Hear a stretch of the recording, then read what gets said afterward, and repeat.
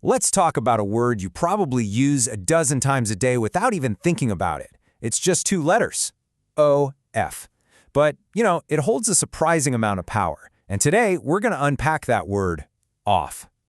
I mean, how many different things can one tiny two-letter word really do? Well, it turns out a lot. This word is like a linguistic Swiss Army knife. It can do everything from, turning off a light to, well, something a whole lot darker. So let's dig in and see just how much work this little word is actually doing. All right, so let's start with the basics, the stuff you already know. Off wears a few different grammatical hats. We're talking about its main gigs as an adverb, a preposition, and an adjective.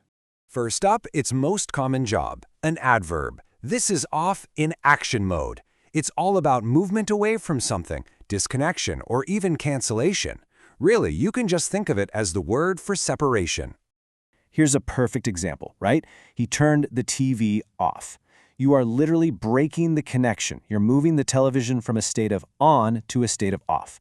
It's a super simple, direct action we do every single day. And it works the exact same way for events. When a game is off, it's canceled. The thing that was on the schedule is now off of it. It's totally disconnected from our plans for the evening. See how that works? Probably the easiest way to get a handle on the adverb off is just to look at its total opposite, on. On means connection, it means something's working, it's active, and off? Well, it's the opposite. Disconnected, not working, inactive. It's a fundamental binary, a simple switch. Okay, now this whole idea of disconnection, it also applies to our feelings. As a preposition, off can describe something a little more psychological, that feeling of being turned off by something, or when you just decide you're done with it. Check this out. That article really put me off meat. You see how off is describing an internal change now? You were on board with meat, and now you're off it. The word shows a complete mental disconnection from something you used to like. And then there's its third common job, as an adjective. And this one's really specific, one you've definitely used before, probably while cautiously sniffing a milk carton. It's the word we use for food that's, well, gone bad. It's such a simple phrase, but wow, is it descriptive. The meat smells off. Off here just means something's wrong. It's spoiled, it's not right, it's no longer in a good state.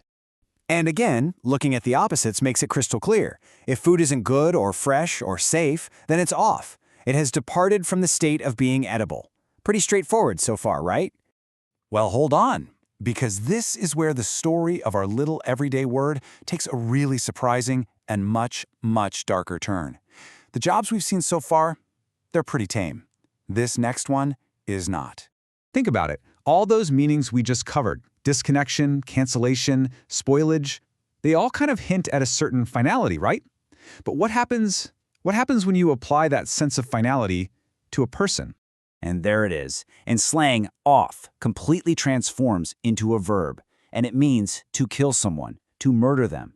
I mean, that is a shocking leap from talking about spoiled milk to describing the ultimate act of finality. This example is blunt. It's jarring. To off someone is to remove them, to cancel them, to turn them off permanently. It takes all those other concepts of disconnection and just pushes them to their most absolute, brutal extreme.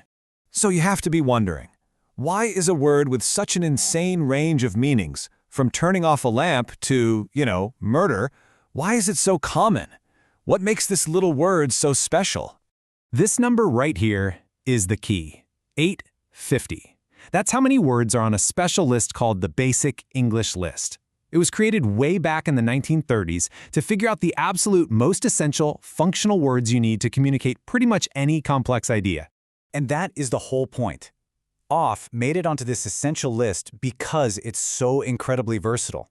It's a linguistic powerhouse. Instead of needing to learn a dozen different, more specific words, you can just use off to do a ton of heavy lifting. And it doesn't just work by itself. Off is a fantastic building block. It combines with other words to create tons of phrases and totally new meanings. Like an airplane will take off, an event can be a one-off, an idea can be off the wall, you get off the hook. All these complex ideas are built on that one simple two-letter foundation. So when you put this all together, what does the journey of this one word really tell us? Well, it reveals this incredible hidden power that's just lurking inside the simplest parts of our language. We've followed off on a wild ride, haven't we? It starts with something as simple as disconnecting a light switch. Then it moves to canceling a game, then it describes spoiled food, and then it escalates all the way to the slang for murder, all from one single core idea of separation. And that's really the big takeaway here. The words we use the most, the ones that seem the most basic, are often the most complex and the most powerful.